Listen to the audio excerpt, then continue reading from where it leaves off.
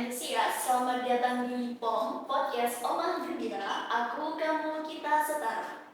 Sore hari ini kita bakal membahas dan mengulik lebih dalam tentang gift awareness.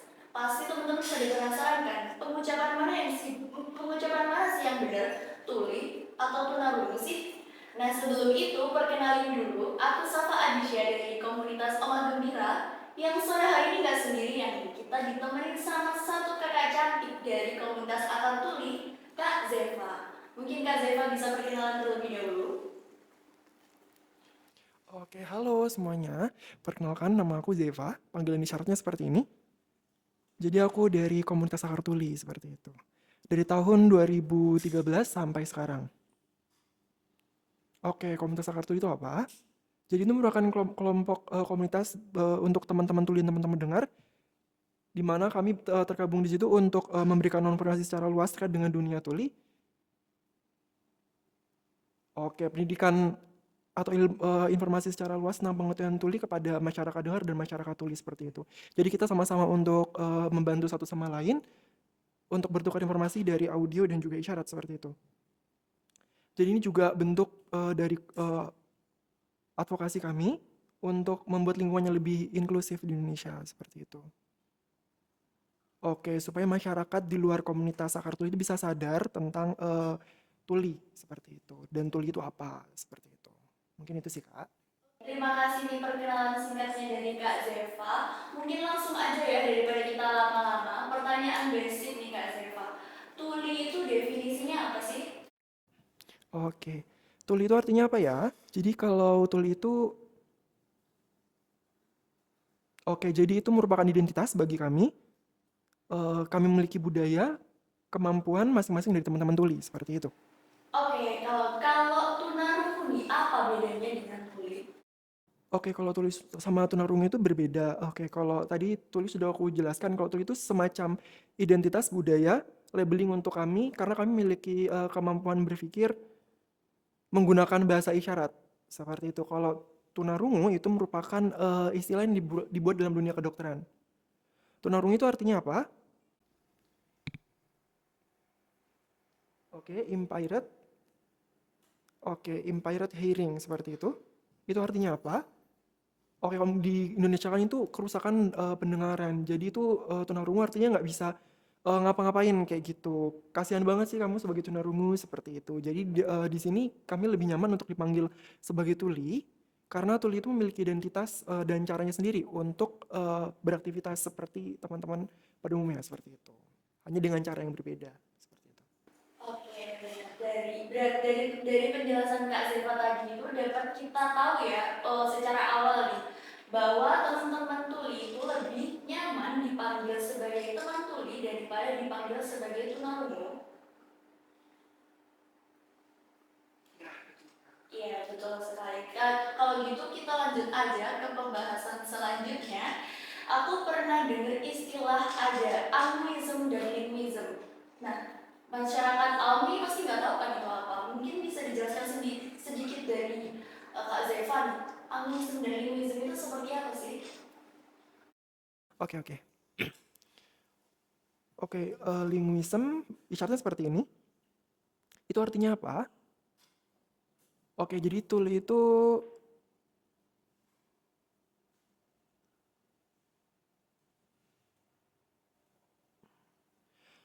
oke, itu pandangan orang-orang ketika ada masyarakat tuli dua kelompok. Jadi ada yang menggunakan komunikasi isyarat dan menggunakan komunikasi oral seperti itu. Jadi itu orang-orang menganggap bahwa orang-orang tuli yang menggunakan komunikasi oral atau verbal itu lebih baik daripada teman-teman tuli. Jadi itu semacam diskriminasi bagi teman-teman tuli. Oke, jadi orang-orang yang menggunakan oral itu lebih bagus daripada orang-orang yang menggunakan isyarat seperti itu. Padahal kan kita memiliki kesetaraan hak dan kewajiban seperti itu.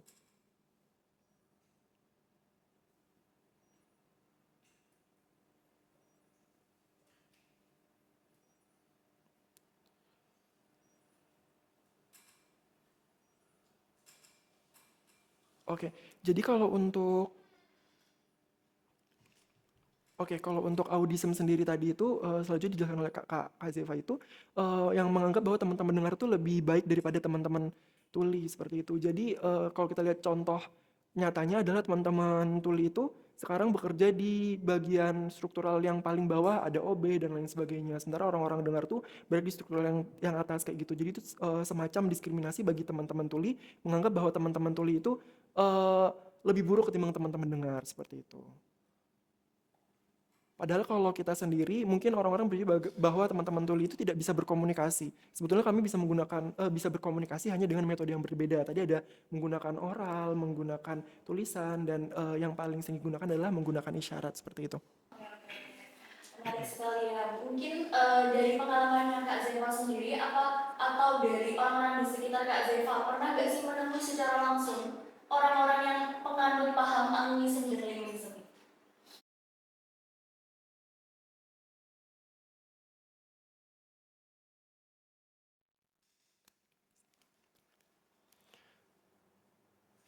Oke, kalau linguism itu sebetulnya kalau dari saya sendiri itu jarang sih. Tapi yang paling sering itulah audism. Contohnya, waktu itu saya masih kerja gitu kan. Dan di situ saya menggunakan isyarat.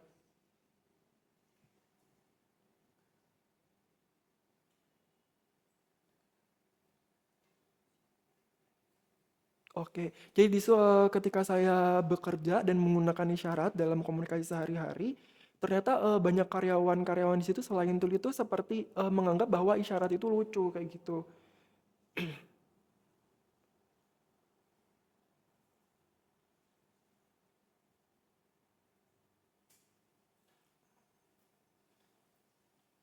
Oke, jadi waktu itu ada beberapa teman-teman karyawan yang di tempat kerja saya itu tuh kayak mengejek gitu loh. Jadi gimmicknya itu mengejek saya ketika saya menggunakan isyarat itu seperti lucu. Jadi akhirnya saya kayak langsung bilang, ih itu nggak boleh, itu tuh nggak sopan kayak gitu. Kita kan punya cara untuk berkomunikasinya masing-masing seperti itu.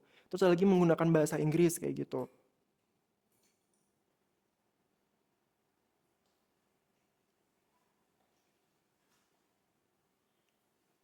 Oh, jadi waktu itu ada teman-teman dengar itu menggunakan bahasa Inggris ya. Jadi kan teman-teman tuli itu kan sangat kesulitan jika menggunakan bahasa Inggris kayak gitu. Dan di situ ada orang yang menggunakan bahasa Inggris. Jadi saya menanyakan kayak gimana sih itu maksudnya apa seperti itu. Jadi ada tulisan bahasa Inggris tapi saya nggak paham gitu. Dan saya tanya ke teman-teman dengar. Tapi teman-teman dengar tadi tuh kayak kesel gitu. Kok saya nggak paham-paham kayak gitu. Oh, jadi di situ orang-orang dari lingkungannya Kak Zeva sendiri lebih banyak audism, jadi mendiskriminasi orang-orang tuli dibandingkan dengan orang-orang dengar seperti itu. Karena kan kita memiliki kemampuan berbahasa yang berbeda termasuk di bahasa Inggris seperti itu. Kita tidak bisa menggunakan bahasa Inggris tapi orang-orang seperti mengejek kami kayak oh kalian tuh nggak bisa apa-apa kayak gitu. Padahal ada hambatan tersendiri bagi kami untuk mempelajari suatu bahasa yang sifatnya itu verbal seperti itu. Oke oke oke oke. Wah parah banget ya, kayak lingkungan sekitar sendiri aja udah kayak gitu ya. Oke, itu mungkin banyak ditemuin. Misal nih, aku pengen tahu lebih dalam waktu di tempat kerjanya Kak Zeva yang kebanyakan orang-orangnya autism. Nah, waktu terjadi autism tuh, tanggapan dari Kak Zeva sendiri saat itu tuh kayak gimana?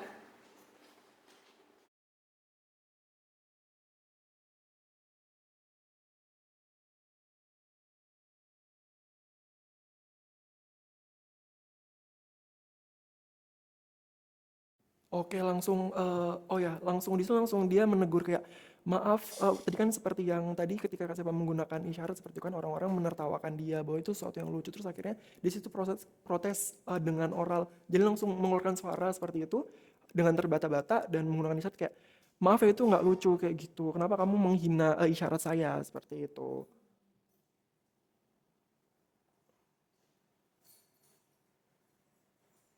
Oke, jadi, awalnya orang-orang itu mengira bahwa, teman-teman tuli itu nggak ngerti kalau mereka tuh mengejek kayak gitu dan akhirnya waktu Kak Seva ini, menegur seperti itu akhirnya teman-teman kayak tahu, oh ternyata teman-teman tuli itu, apa namanya, bisa juga memahami, bagaimana kita memperlakukan mereka kayak gitu. Akhirnya Kak Seva juga nggak terima kan akhirnya berontak.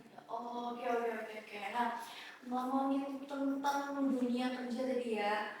dan juga cara menegur itu pasti kan seperti halnya teman dengar, teman tuli pasti juga punya beragam bahasa gitu kan, karena kita juga dari daerah yang berbeda-beda dan mungkin kita dari segi pendidikan teman-teman juga beda-beda kan kebanyakan.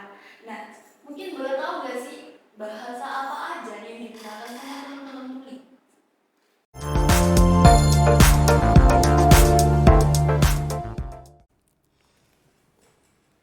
Oke, jadi kebanyakan pakai Bisindo seperti itu. Oh, tapi sebenarnya kalau di kota-kota lain, jadi setiap kota itu memiliki Bisindo yang berbeda-beda. Jadi semacam bahasa daerah.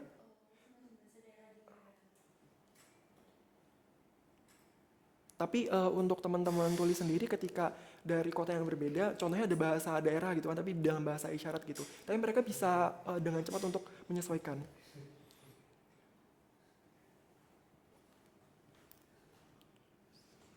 Oke, Senin-Senin.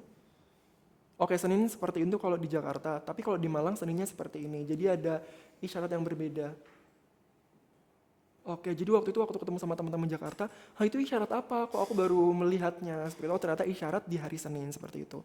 Jadi itu kolaborasi dari bahasa di antara daerah. Jadi ada yang tinggal di Malang, ada yang tinggal di Jakarta yang memiliki bahasa yang berbeda. Tapi untuk penyesuaiannya itu lumayan cepat seperti itu. Oh, oke oke benar. Yang dijelasin tadi ya, kata lain dari Bisindo ini bahasa daerahnya gitu, karena setiap kota punya Bisindo yang beda-beda. Nah,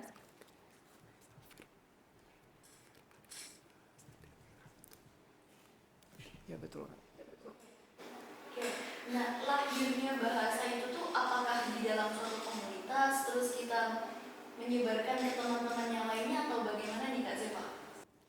Oke, jadi itu dari komunitas atau organisasi di lingkungan masyarakat tuli seperti itu. Apa sebab? Oke, jadi itu pertamanya kita mempelajari tentang bahasa ibu seperti itu. Jadi gimmick atau gestur yang sederhana. Terus waktu kita masuk ke sekolah, kita pakai bahasa isyarat alami seperti itu.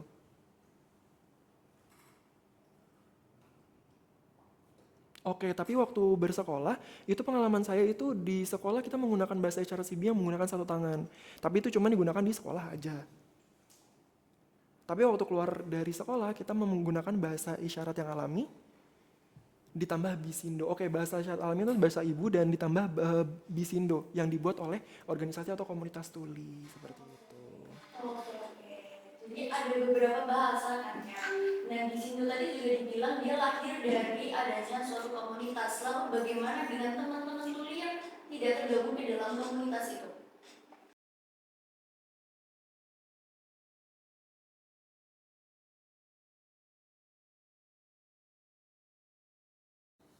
Oke, jadi kalau untuk teman-teman tuli itu karena kita kan minoritas gitu ya, jadi dia sering tuh ketemu sama teman-teman tuli lainnya. Jadi walaupun dia keluar dari komunitas, biasanya mereka punya teman-teman tuli. Misalkan teman tulinya itu kan, misalkan si A dan si B. Si A ini merupakan komunitas, tapi si B tidak. Jadi biasanya teman A ini mengajak B untuk bertemu dengan teman-teman tuli di komunitasnya. Jadi dengan interaksi yang sering seperti itu membuat teman tuli B ini dapat memahami secara alami terkait dengan isyarat yang digunakan dalam berkomunikasi sehari-hari. Seperti itu, Kak. Oh, seperti itu ternyata. Oke, ada satu pertanyaan yang aku penasaran banget. Tadi kan kalau misalnya itu saling bertemu nih, misal teman A dan teman B bertemu. Nah, ada juga kan kasus-kasus di mana ada orang tua yang dia itu agak malu ya misalnya punya anak terus disembunyikan di rumah. Berarti dia setiap hari ya akan menggunakan bahasa ibu gitu ya.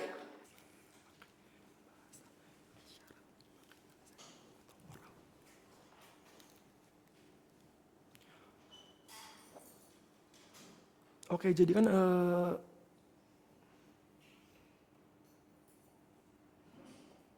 Oke, jadi itu kalau untuk teman-teman tuli itu sebenarnya tergantung dari lingkungannya. Jadi kan metode daripada berkomunikasi kan berbeda-beda gitu. Ada yang menggunakan isyarat, ada juga yang menggunakan bahasa ibu, ada yang menggunakan oral seperti itu. Jadi ada kelompok masyarakat yang memang itu nggak ada teman-teman tuli, akhirnya dia menggunakan oral dan bahasa ibu yang sederhana seperti itu. Jadi kemampuan dari teman-teman tuli itu nggak bisa semuanya sama, bisa menggunakan isyarat dengan full seperti itu, karena tergantung lagi dari interaksi yang seperti tadi Kak Seva bilang, ketika teman-teman tuli bertemu dengan teman-teman tuli komunitas tuli yang sering menggunakan isyarat, maka akan belajar secara alami terkait isyarat. Tapi kalau untuk teman-teman tuli yang tidak pernah berinteraksi, itu kan kesulitan untuk menyesuaikan terkait dengan isyarat itu sendiri. Jadi tergantung dari kebiasaan lingkungannya.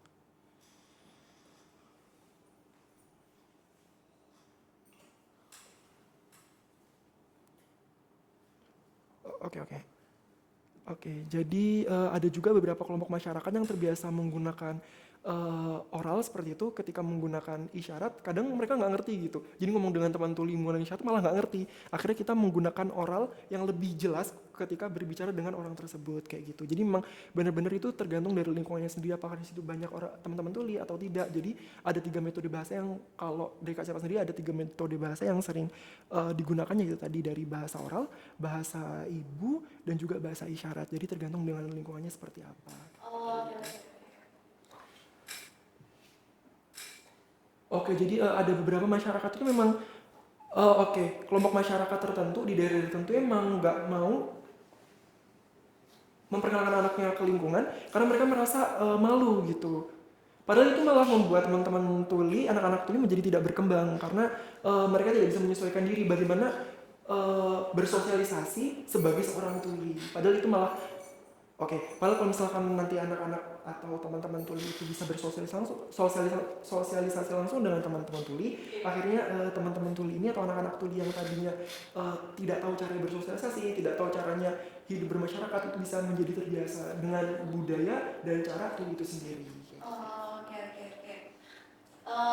Ini tadi juga sempat disinggung ya, ada juga yang namanya CB. Boleh dijelasin mungkin Kak secara umum gitu, CB itu apa sih? Oke, jadi sebenarnya CB itu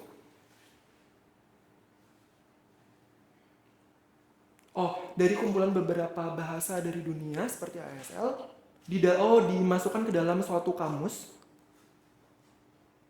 ditambahkan kata-kata imbuhan seperti itu. Contohnya keberhasilan seperti itu. Jadi itu dari pemerintah. Jadi ada beberapa kata-kata isyarat yang memang dikolaborasikan dengan KBBI seperti itu. Jadi menyesuaikan bahasa di dalam KBBI untuk teman-teman dengar kayak gitu. Dan itu yang membuat dari teman-teman dengar bukan teman-teman tuli. Jadi tidak ada konsep di dalam CB seperti itu. Ekspresi pun nggak ada seperti itu. Oke, mengikuti struktur dasar dari KBBI seperti itu. Oh, berarti kalau boleh kita ucap berarti dia formalnya gitu ya kayak CB itu adalah formalnya.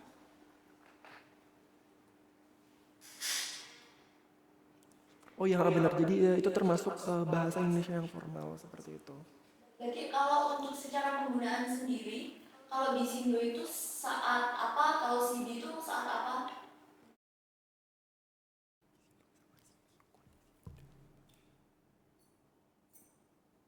Oke, jadi kalau untuk teman-teman tulis sendiri untuk berkomunikasi biasa itu menggunakan Bisindo kayak gitu. Tapi kalau untuk CB misalkan ya, berpakaian misalkan. Oke, ini konsepnya dalam dunia dalam bahasa CB gitu kan, berpakaian seperti itu. Itu artinya apa kayak gitu? Oh, jadi kalau misalkan untuk CB itu dia maaf, jadi kalau untuk CB itu dia tidak berkonsep, jadi kadang beberapa teman-teman tuli itu bingung gitu menggunakannya. Akhirnya kita menggunakan Bisindo dengan isyarat seperti berpakaian langsung memegang baju seperti itu. Sementara kalau untuk Bisindo tuh kayak berpakaian, itu nggak ada konsep di situ, jadi kita secara visualisasi tidak menangkap seperti itu. Nah, jadi kalau untuk pakai, misalkan pakai kan isyaratnya seperti ini kayak gitu. Nah, pakai ini pakai apa maksudnya seperti itu. Tapi kalau misalkan kita menunjukkan baju isyarat atau memegang baju, kita langsung tahu oh memakai baju seperti itu. Sementara untuk pakai ini syaratnya banyak kayak gitu. Makanya apa nih kayak gitu. Oh, oke, oke. Jadi bisa kita simpulin ya, teman-teman tuli ini lebih nyaman berbicara sehari-hari itu pakai Bisindo karena melihatnya secara visual. Mereka menangkap secara visual ya, bukan dari susunan kalimatnya. Jadi Bisindo inilah yang sering dipakai sama teman-teman. Oke, mungkin kita masuk ke pembahasan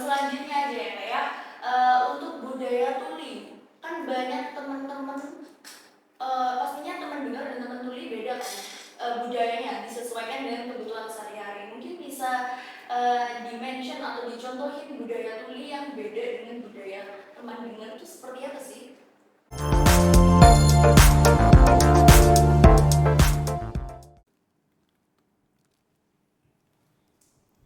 Oke, budaya dengar itu seperti yang kita ketahui, budaya dengar itu bisa menggunakan telepon untuk berkomunikasi. Seperti itu. Tapi kalau untuk teman-teman tuli itu biasanya menggunakan video call seperti itu, karena kita tidak bisa mendengar, betul. Kemudian yang kedua, ada budaya bel. Oke, kalau untuk budaya dengar itu kan teman-teman dengar itu menggunakan bel rumah berupa suara, betul kan? Tapi kalau untuk teman-teman tuli itu dia menggunakan lampu seperti itu.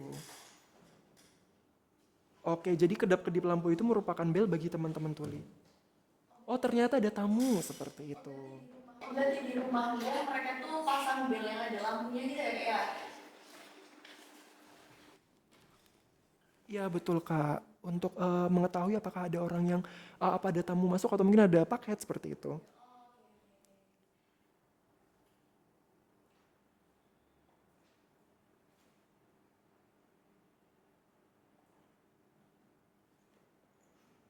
Oke. Oh, kemudian yang selanjutnya itu ada budaya terkait dengan tuli itu kan? Oke, ketika teman-teman dengar itu berbicara, itu tuh mereka bisa gitu kayak ngomong tanpa melihat satu sama lain gitu kan. Karena kita kan menggunakan audio, betul ya. Tapi kalau untuk teman-teman tuli kita tuh harus bertatap muka supaya kita bisa membaca dia ini ngomong apa sih dengan menggunakan isyarat, betul ya, seperti itu. Kayak sekarang Kak Seva sama saya, kita menggunakan bahasa isyarat jadi kita harus tatap muka, nggak bisa kayak oh nggak bisa. Ya betul, jadi harus seperti itu.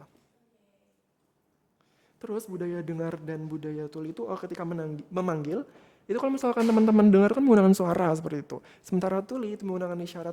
Oh ya, manggil dengan panggilan misalnya Kak Safa tadi ya, Kak Safa seperti itu. Tapi kalau untuk teman-teman tuli itu menggunakan isyarat seperti Seva, Seva, terus Kak Rian, Rian seperti itu. Jadi ada isyarat-isyarat panggilan dalam dunia tuli kayak gitu. Oh, kalau boleh tahu nih isyarat-isyarat panggilan ini tuh dibuat sendiri sama teman tuli atau dari teman-temannya gitu? Yang ngasih atau dari orang tuanya atau dari keluarganya? Oke, jadi itu dibuat oleh teman-teman tuli. Jadi tergantung ciri, biasanya itu dibuat tergantung ciri dari orang itu. Oh, ternyata rambutnya panjang, isyaratnya Seva seperti itu. Jadi rambutnya panjang. Terus rambutnya pendek. Oh, ada teman tuli yang fobia sama kecoa, isyaratnya seperti ini. Kayak gitu. Kemudian ada namanya Kak Adit, karena dia suka makan ayam, jadi isyaratnya seperti gestur ayam, seperti itu. Jadi itu dipilih sesuai dengan ciri atau kebiasaan dari teman-teman dengar atau teman-teman tuli di dalam suatu komunitas kayak gitu biasanya. Oh, oke oke oke oke. Terus mungkin ada lagi budaya tuli yang menarik nih yang biasanya belum diketahui sama orang awam. Apa ya? Oh, ada nih.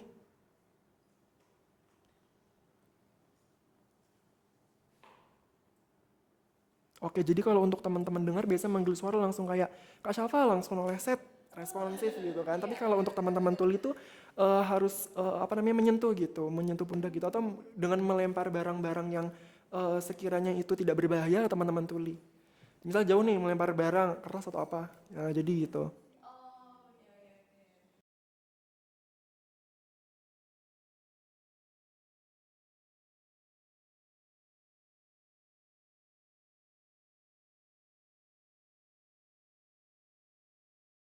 Oke, jadi jadi kalau misalkan budaya lain itu kalau ketika teman-teman dengar itu di dalam suatu forum gitu kan, terus nanti di suatu forum itu diskusi dan ternyata ada percekcokan di situ, terus akhirnya kayak debat satu sama lain kan kita bisa dengan suara, misalkan di situ ada apa namanya ketua dari acaranya misalkan kayak semuanya diam perhatikan saya, tapi kalau untuk teman-teman itu kan nggak bisa seperti itu. Akhirnya dia menggunakan lampu bisa dengan tek gitu nanti akhirnya orang-orang pada berhenti untuk eh, berdebat seperti itu jadi langsung kayak ya, Oh, oke oke oke oke. Jadi dari visual ya, kalau secara garis besarnya budaya tuli itu menggunakan visual.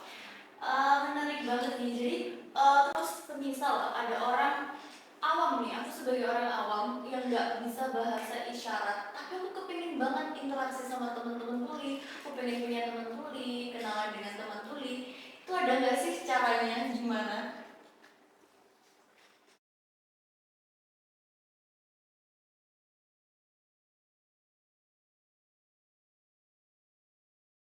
Oke, teman-teman awam, ketika berkomunikasi dengan teman-teman tuli awalnya mungkin nggak bisa menggunakan isyarat gitu kan. Jadi mungkin bisa menggunakan tulisan seperti itu. Bisa ditulis dengan tangan atau menggunakan ketikan seperti itu. Atau juga bisa dengan oral, jadi gerakan mulut yang jelas seperti itu ketika mau makan. Jadi gerakan mulutnya jelas supaya teman-teman tuli bisa membaca. Dan yang terakhir bisa menggunakan isyarat-isyarat dasar seperti itu. Jadi nanti biasanya kalau misalkan ke Kak Syafa misalkan mau berkomunikasi dengan teman-teman tuli, biasanya teman-teman tuli mengajarkan terkait dengan abjad terlebih dahulu. Jadi menggunakan abjad ketika berkomunikasi itu bisa di eja satu persatu kayak gitu menggunakan abjad. Oh, iya.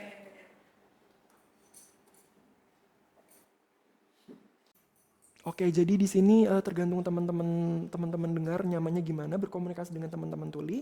Kalau teman-teman tuli itu tergantung dari teman-teman dengar. Kalau misalkan teman-teman dengar mau menggunakan apa tadi namanya bahasa gestur atau bahasa ibu yang sederhana kayak minum, makan dan sebagainya nggak apa-apa. Teman-teman mau menggunakan oral yang jelas nggak apa-apa, menggunakan tulisan nggak apa-apa, atau lebih bagus lagi menggunakan isyarat. Jadi itu malah komunikasinya lebih apa ya, lebih efektif kayak gitu. Jadi itu terserah dari teman-teman. Bisa pakai ini juga nggak sih Kak, aplikasi namanya Live Transcript Oke gitu? teman-teman jangan takut ketika misalkan berkomunikasi sama teman-teman itu sama tadi ada dari Kak Zeva sendiri menjelaskan kalau misalkan teman-teman dengar ketika berkomunikasi tolong banget jangan pakai masker gitu. Masker, oh iya iya, berarti nggak kelihatan ya karena kita lihat oral dari mulut kita. Terus teman-teman tolong deh jangan kayak takut gitu, kayak khawatir untuk ketemu dengan teman-teman itu karena teman-teman itu nggak gigit kok seperti itu. Iya, sama kan sama kayak kita gitu ya. Terus mungkin ada nggak sih aksesibilitas lain yang bisa mempermudah teman-teman tuli itu menyerap informasi dan juga misalnya bisa memudahkan kita berkomunikasi nih antara teman tuli dengan teman dengar.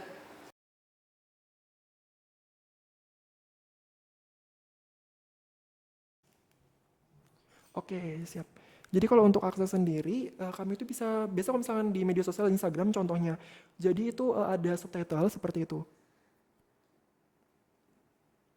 Terus kemudian kalau untuk acara-acara apapun, mau itu online, offline, secara tatap muka bisa menggunakan juru bahasa isyarat sebagai penjembatan informasi kayak gitu. Terus oke, jadi di tempat publik, misalkan kayak di bandara, di MCC ini misalkan, jadi bisa dikasih informasi tulisan kayak gitu. Biasanya tulisan bergerak gitu loh Kak. Jadi kalau misalkan nanti, ya betul running text, tulisan bergerak. Jadi itu nanti kalau misalkan kayak di bandara atau di tempat-tempat umum lainnya kan memudahkan mereka juga. Jadi nggak tertinggal seperti itu. Oke, terus ada di berita, itu juga mungkin teman-teman bisa ngelihat ada kecil di situ di bawah kanan ada biasanya mbak-mbak atau mas-emas itu adalah juru bahasa isyarat untuk mengkonversikan bahasa audio ke ke bahasa isyarat seperti itu supaya teman-teman tuli itu bisa paham dan itu merupakan akses yang penting seperti itu. Oke, jadi pengalaman dulu waktu sekolah SMA nggak ada tuh namanya juru bahasa isyarat. Sekolah itu inklusif tapi nggak ada juru bahasa isyarat seperti itu.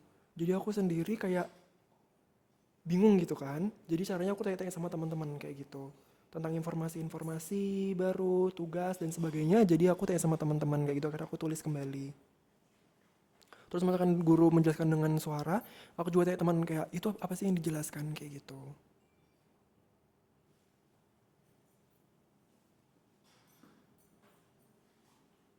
Oke, jadi kalau untuk SMA sendiri itu tadi ya itu hambatan paling besar adalah waktu penyerapan informasi. Tapi waktu kuliah itu banyak tuh JBI-nya alhamdulillah.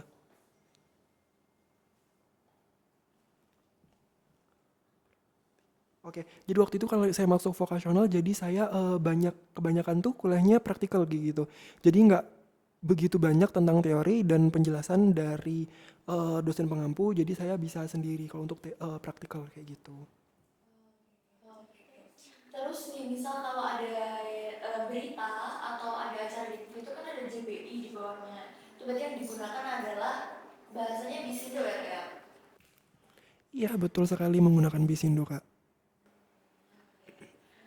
Nah, dia lebih beragam ya. Kalau kalau pakai CB tadi kan katanya cepet bosen, jadi temen-temen dulu males mungkin gitu ya kayaknya. Iya benar, sebab tuh si B itu menggunakan struktur bahasa yang kaku seperti itu dan, ekspresinya tuh nol besar seperti itu. Jadi teman-teman kalau melihat tuh kayak kurang menarik kayak gitu. Tapi kalau untuk, Bisindo itu konsep secara umum bisa dipahami oleh teman-teman tuli, baik teman-teman tuli yang, mengampu pendidikan ataupun tidak, seperti itu. Oke, wah pembahasan kita dari tadi menarik banget sampai gak kerasa nih waktunya udah berjalan hampir 30 menit ya. Mungkin ada closing statement dari Kak Zefa sebelum kita tutup sesi menarik kita sore hari ini.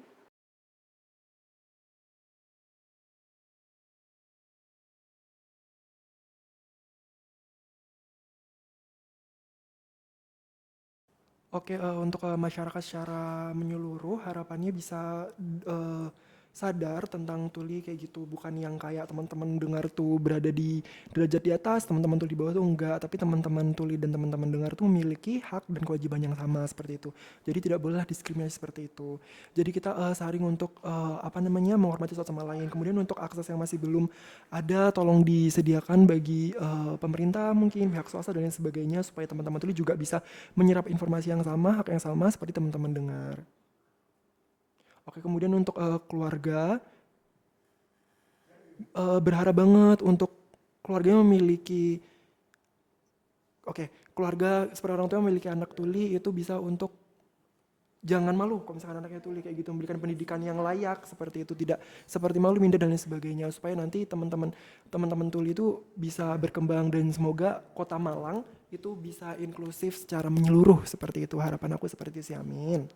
Amin, amin, amin, amin. Oke, terima kasih banyak nih Kak Zeva. Mungkin aku kasih kesimpulan ya untuk pembahasan kita kali ini. Jadi untuk teman-teman itu lebih nyaman dipanggil sebagai teman tuli ya. Jadi besok-besok teman-teman nih yang dengerin podcast ini, kalau ke teman-teman tuli, langsung aja dikasih sapa. Halo teman tuli, terus kita ajak kenalan. Misalnya kalau masih belum bisa bahasa isyarat, boleh tadi kita pakai HP atau pakai live transcript atau ditulis seperti itu, atau pakai orang langsung juga nggak apa-apa teman-teman. Terus mungkin aku ada satu quotes nih untuk sore hari ini. A deaf person can do anything a hearing person can do except hearing. Jadi buang semua stigma dan juga paham jelek teman-teman tentang bahwa teman tuli itu nggak lebih baik dari kita yang teman-teman dengar, padahal itu tuh salah semuanya teman-teman ya. Teman tuli juga bisa melakukan semuanya yang bisa teman-teman dengar lakukan kecuali mendengar. Oke, mungkin aku akhiri untuk sesi sore hari ini. Thanks banget buat Kak Zeva dan juga teman-teman akademi lainnya. Kalau teman-teman pendengar Pompers ini mungkin masih penasaran tentang konten-konten tuli atau tentang gimana sih budaya tuli itu lebih jauh, bisa follow Instagramnya Akartuli @akartulimalang. Dan kalau teman-teman penasaran juga sama konten-konten disabilitas lainnya, bisa follow Instagram @omahgembira dan juga bisa subscribe di channel YouTube Omah Gembira.